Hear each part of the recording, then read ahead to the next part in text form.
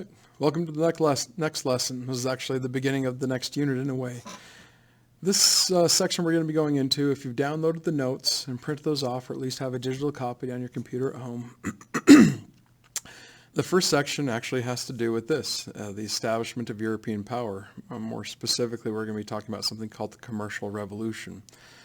This is kind of a precursor into the unit. Like the unit we're doing right now is actually on the kings and queens of Europe, but to truly understand how they're able to do what they do, the wealth that they have, and their mindsets going into, it turns into a bit of, well, the beginning of this concept of like the world domination almost, starts essentially with this. The thing is that yes, elements we're going to be talking about going to this idea of like how that enable leaders of the world to feel like conquering the world is actually within their grasp, you could say. This idea of absolute power, like the overall unit is called the Age of Absolutism, this quest for absolute power. But and one of the things we're going to be learning here is just what what power is. Now, up front, I do want to say this. Essentially, when it comes to power, power is essentially unrestricted or unfettered choice. The idea that you have control and a choice over so many other things in the world. And to have that absolute control means that you have absolute choice, that your choice takes precedent over everybody else's choice, essentially. Anyways, just something to keep in mind as we're going through this. That's a lesson that I like to do here in the class. Definitely with the bell works we do, but just please keep that in mind. That's probably something I should have brought up a little bit earlier, even when we were going over the Reformation, Renaissance, and the Scientific Revolution and whatnot, but it definitely is going to be taking place here. So that being said, I'm actually going to be asking you guys a couple questions up front, and as I bring up these questions, just take some time to think about it. Maybe even pause this lesson for a little bit to go over it. Maybe even want to go over it with your parents. Siblings, friends, anyways, because these questions are simple questions that honestly you probably thought about a lot, but maybe not on a grand or overall general scale, on a macro scale. So first one, how much does money affect your personal life?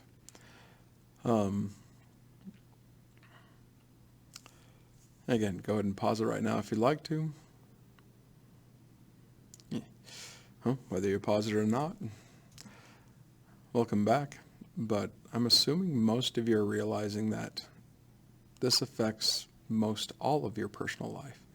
In fact, the real question really should be what aspects are not part of, like what things in your life are not necessarily affected by money in some way, shape, or form. Might not have complete control over by it, but it goes into everything. How much food we're able to have, the type of house we're in, the type of entertainment that we have available to us, what we can do with our friends. You know, what is available to what is available to us a lot of times depends on how much money we have to buy that wealth in order to do those things. So, of course, it doesn't go into everything. It's a discussion I always like to have in class, but well, something to think about, what things are not. Now, that was just your personal life. Now try to think more, again, a bit more on a general scale or macro scale, meaning overarching, wide-ranging thing, like looking at everything from a top-down viewpoint. And what things in the world around you are governed by money.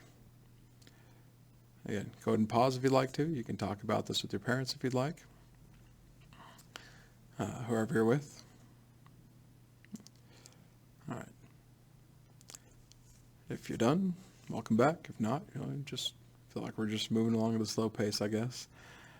But what things in the world around you are governed by money? Again, I imagine you're probably thinking most everything. Again, what we'd be doing on the whiteboard in this moment really is coming up with a list of things that aren't, because most things are. Okay.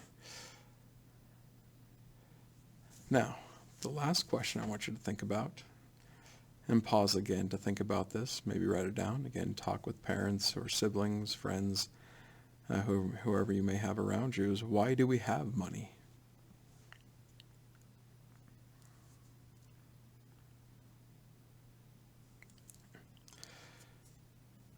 there's a simple lesson I'd like to teach at this point. We've heard a lot of things, and there's shows and books and things like that talk about essentially the evils of money, and that money really is just, well, we get this saying that money is the root of all evil. That can be yes and no.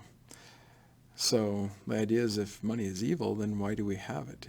If we had this, is that considered a necessary evil in our society?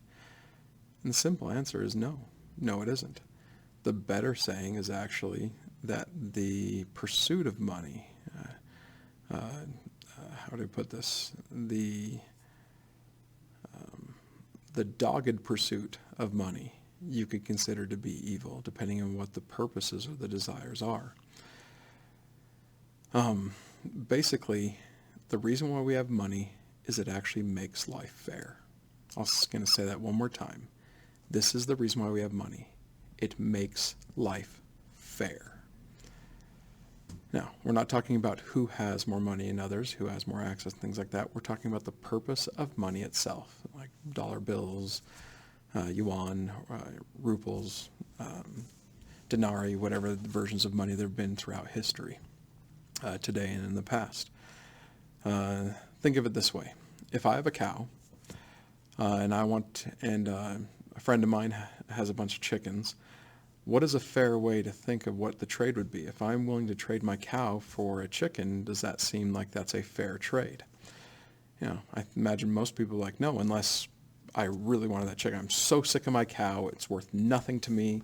I really want those eggs out of that chicken. Maybe I would be willing to trade my cow for a chicken.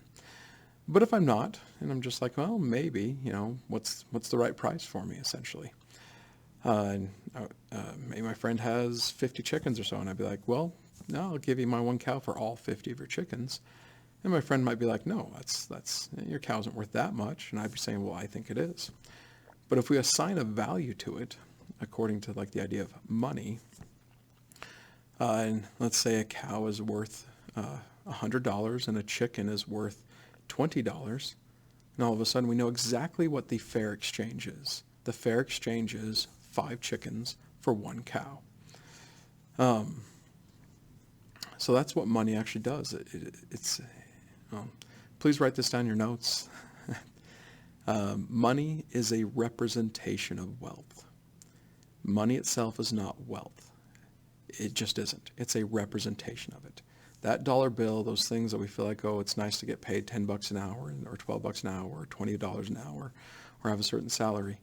What that represents is our opportunity to buy different things. So if we assign dollar amounts to different things, like going out to eat, that movie I want to go see, that movie I want to buy, that video game I'd like to play, that high adventure thing I'd like to go skydiving. If we assign a monetary value to it, then based off of what we earn, we know what our opportunity is.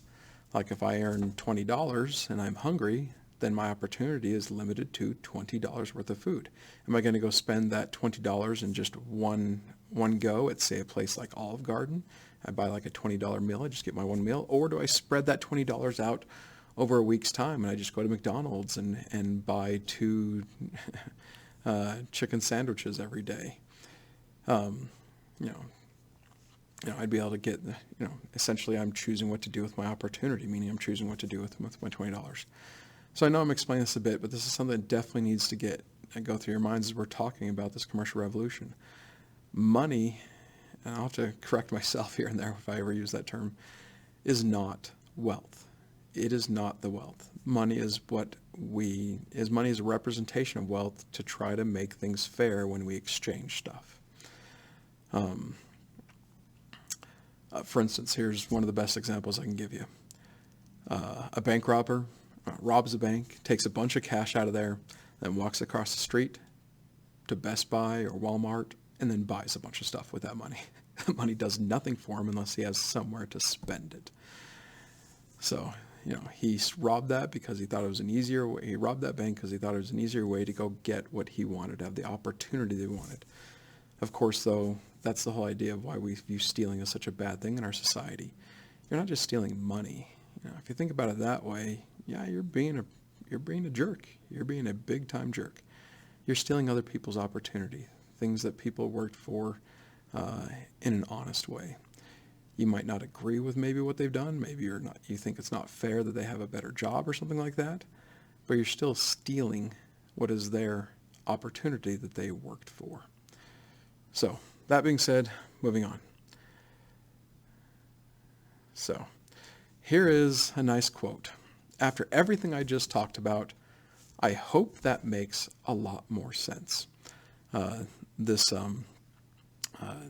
quote, the sinews of war is infinite money. Now, if you don't know what the word sinews mean, sinews essentially is your connective tissue in your body, your tendons, your ligaments, connects the muscles to the bones, meaning that, so when Cicero is saying the sinews of war is infinite money, well, it's essentially saying that, if you're going to prosecute a war, you have to have the wealth in order to do so. Because when he says it's infinite money, he's saying, okay, you take that money and you turn it into paying your soldiers. How many soldiers can you get? You turn it into, okay, what type of weapons can we build? How are we going to buy the resources to build those weapons? And how are we going to get the armor and weapons to outfit our armies in the first place? So if you have all the money in the world, then you can have the largest, most technologically advanced army ever, and it'll be unbeatable. I mean, you could lose battle after battle, but if you have infinite money, you'll always be able to throw more and more things into it until you run out of resources. That's actually the one thing that almost takes this thing down, is that you need actually infinite resources to go along with infinite money. But how would you connect that into government, into society? That's something I'm hoping you think a little bit more about as we go on with the lesson today. How is money, this representation of wealth, this representation of wealth, the sinews of everything? So, all right, if you've thought about that and you've got that down, we're going to move on with the lesson here. Okay. So again, this is a precursor lesson to the Age of Absolutism, but I included in the Age of Absolutism unit overall because it is necessary to know at this point. I could have put this with the last unit because this is one of those transformations in society that has led into our modern day. We still live off a lot of things we're going to do here. In fact, a lot of things I'm going to talk about, you're going to feel like it's a little bit of no-duh situations. I very much hope so. If not, these are things you definitely need to know about the world around you. Okay. All right. So when we say the commercial revolution, it's the monetary system that enabled Europe to conquer the world. This wasn't something that was a very short time, but we're talking about all the way into the 1900s here, from the 1500s to the 1900s. It was actually a fairly long process. Now, commercial revolution is basically the time where the Europeans realize how to manipulate the money to create more money. And there's a one-word thing that we use for that: credit. That simple idea of having like a credit card in your wallet. We always talk about buying things on credit. Taking out a loan is essentially credit. You pay back with interest. It's a whole new way of earning money. The simple idea of credit, though, is you take a risk of going into debt in order to make even more money if whatever you're doing, your venture, is successful. Now, just really quickly, this idea has actually been around forever, documents as old as like the Bible, and even older than that, arguably talk about the idea of having creditors and debtors. But throughout most of history, it's been more on a small scale. Like, I will loan you out part of my farm, and you can work it until you've paid it off, and that part of your farm will be yours. Or I've been able to accrue a bunch of money. If you need to start your own farm, here's a bunch, but you need to pay me back this much over time. That idea has been around for thousands of years. The Europeans just ratcheted it up a notch. It's like, well, what if I buy a massive army and navy on credit, but I promise to pay it back when I win? Like, this is taking the risks to a whole new level. And again, nations have done this throughout time. Like, Romans, in a way, kind of did that. But the Europeans really take this to a whole new level because all of a sudden they have the technology to actually take it on a world scale. Anyways, Now, there's this idea of good credit and bad credit. I know this is going to sound like a financial literature class, but it's important to understand because it's going to go into the decisions we're going to talk about at the Kings and Queens of Europe later on. Okay. Credit for the idea of building your life up later on is considered good. The idea of like, all right, I want to take a loan out to start a business. And if my business does well, I can pay it back and then I can have a very good life for myself. You know, in today's world, as well as even back in the 1500s, that was seen as a good thing to do. That had moral worth to it. It's okay to kind of take that type of risk. Now, in individual circumstances, well, I'm not telling you to basically go off and do, but that's essentially been the way of looking at it. Is like, I'm very good at making shoes. If I can just get a little bit of money to start my shoe business off, to rent a space, I know I can start making money to pay that back and then make a good life for myself. You know, now bad credit would be the idea like, man, that TV looks awesome. I don't really need it, but man, I want that right now. So I'm going to spend money I don't have and pay it back later. That's considered using credit in a bad way. And of course, that's actually kind of the normal way we view credit these days. It's not a healthy financial way of thinking. Anyways, moving on. Hopefully you understand this idea of credit. So, now, combine this idea of credit, of taking a risk to get something that you don't necessarily have, well, then you also have to decide the idea of what is wealth, essentially. I talked about this a little bit earlier in the video, but this is where we're getting to a term called mercantilism. The kings and queens of Europe all realized that mercantilism was the best way to view things. And if you view things that way, you can have better control of the world around you. Now, what is mercantilism? Mercantilism is the idea that the wealthier a nation is, the more power it will have. Here's the simple idea. Wealth equals power. Now, from what I told you before, remember, money is not wealth. Money is a representation of wealth. So what is wealth? Wealth is essentially stuff. And we've actually categorized this stuff into 4 major forms of wealth that makes you more powerful, or how you have more opportunity. You can have bigger things than other people than if you don't have much of this stuff. So here are the 4 things of wealth, and this is still the way it is today. This mercantilist idea is still the way we have today. Now, we don't necessarily operate under a mercantilist ideology, meaning where the king and queen just decides this is what we're going to get, and that's what I'm going to go after, and I have full control of things. You know, especially in the United States of America, we live more under what's called the free market system, capitalism. But the forms of wealth are still true with that idea. Now, first one is bullion. Simple enough. Try not to go into too much explanation here, but gold, silver, and other precious metals, this is one form of wealth. You know, we talk about things like how much is an ounce of gold worth? Well, it's $1,200 today, and it was $1,800 before. Like when we hit that huge financial crisis back in 2008, and now we're actually hitting a financial crisis right now. And usually gold goes way up in price as a form of wealth. Okay. Now, the next one, resources. This is one of the big ones. Anything in its origination is a resource. The wool you take off of a sheep, the cotton you get from the fields. Even humans are a raw resource. I'll be going over pictures of that in a little bit. Capital is anything you make out of resources. Lots of examples. Actually, I'll be going through pictures a little bit later.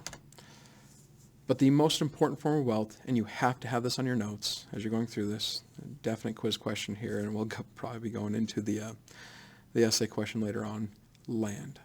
Land is the most important form of wealth that there is. And pretty much all societies throughout history have agreed on it. There have been very few societies throughout history that have not viewed land as the main resource. The main form of wealth. The land is the big one. Now, just getting this kind of in your minds. Bullion, what does it look like? I just kind of took these pictures off the internet. Some nice gold bars. One of the things I like to do is just, okay, how much is one of those gold bars worth? Just if you want to do that right now, you could look it up. But if I remember right, they're in the hundreds of thousands of dollars. Each one of those gold bars is equivalent of hundreds of thousands of dollars. You got nice gold coins there. Here's one of the funny things about gold and silver. Until today, until we got into the technological age and we realized how awesome gold and silver are for essentially our technology, like, gold-plated HDMI cables, and you have little things of gold and silver even in your iPhones, and mostly silver, by the way, because they're great conductors. Before we got to that technology, really, gold and silver were just as really malleable metals that look pretty. So we use them as kind of a form of wealth that way. They're like, oh, it's not really, we can't turn them into weapons or anything. So the ancient Lydians, almost 3,000 years ago, decided, hey, we got a lot of this stuff on the ground. It really doesn't do us any good. Let's make coins out of it so we can have a fair representation of wealth so people can trade more fairly. And then that just caught fire around the world. So anyways, but there's bullion for you. Again, precious metals. One of the picture I should have put in there that I don't have in there is things like diamonds. Diamonds should be in there as well. Now, resources. Here are some raw resources: coal, wood, oil, and humans. These are things where they're resources. You get them, you can turn them into other things. Now, mostly with like wood, we use that. We've used it for many times for energy. The idea of like creating heat, fires, things like that.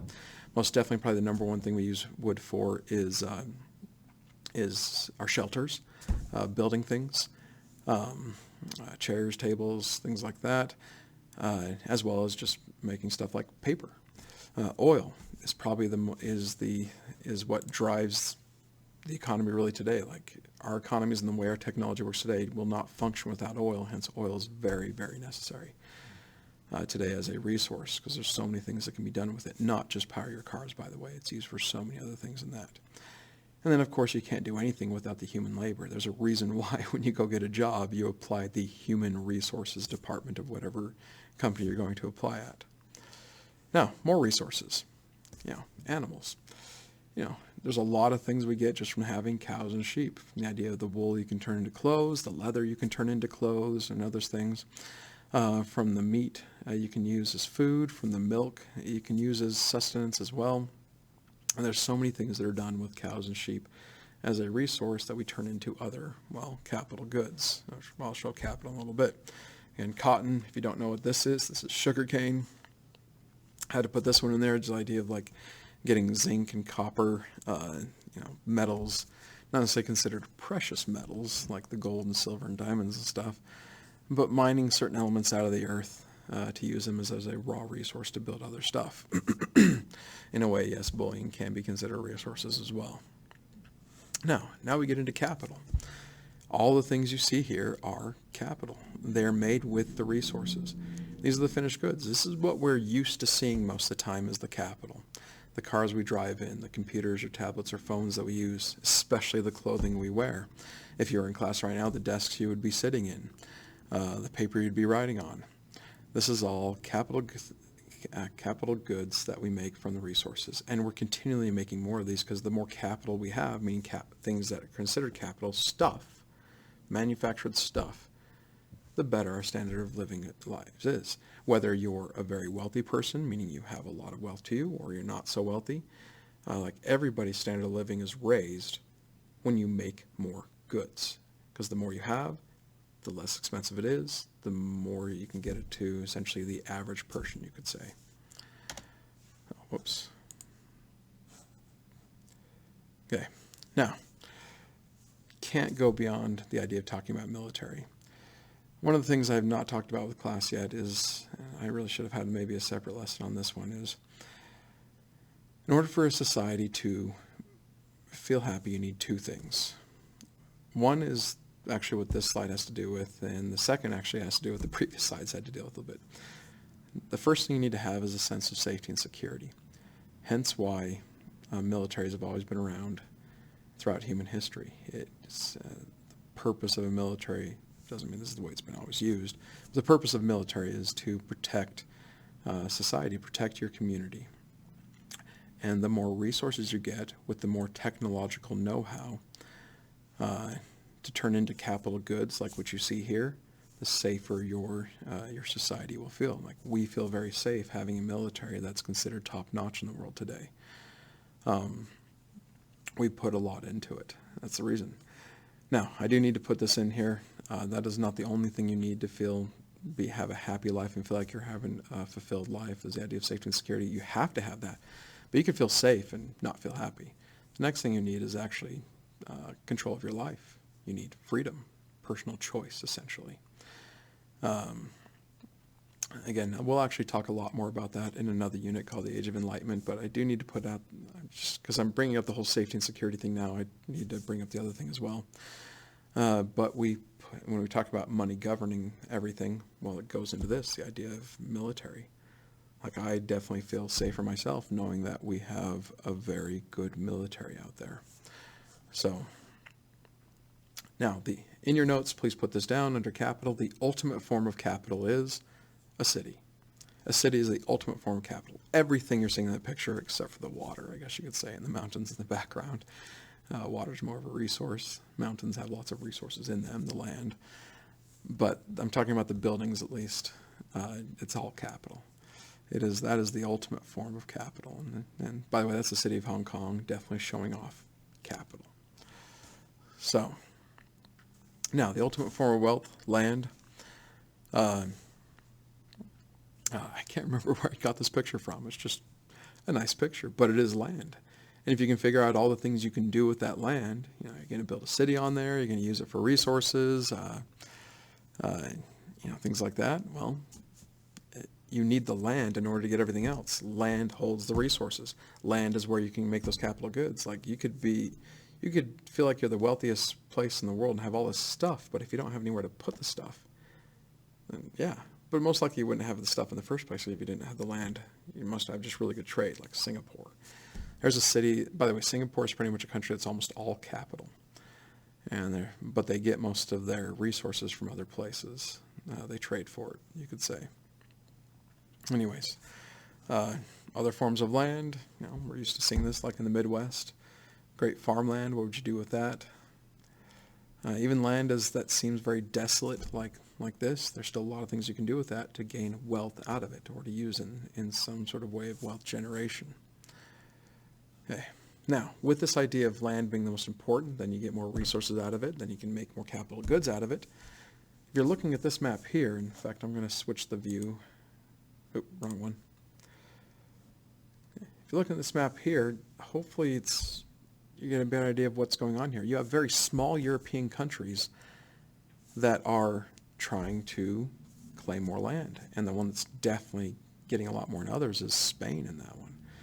You can say they caught this a little bit accidentally, but it doesn't matter.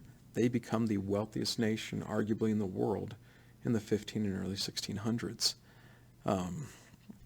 Portugal definitely has a lot. When you see Britain, France, and the Dutch, Netherlands, but Dutch is the term for the people who live in the Netherlands are the Dutch. They're all trying to play catch up at this point. Now look at this map. That's basically the European empires by about the mid-1700s. This is getting a little bit ahead of us in the time frame of things, but still the kings and queens era. These empires are so much bigger now. They're getting this idea like we're trying to get as much as we can, because we realize the more land we have, the more stuff we can get. Like, I know it looks like Russia is massive in that one, but just know Catherine the Great essentially got all of that, but at the time it was worthless. It was just cold. You couldn't really do much with it.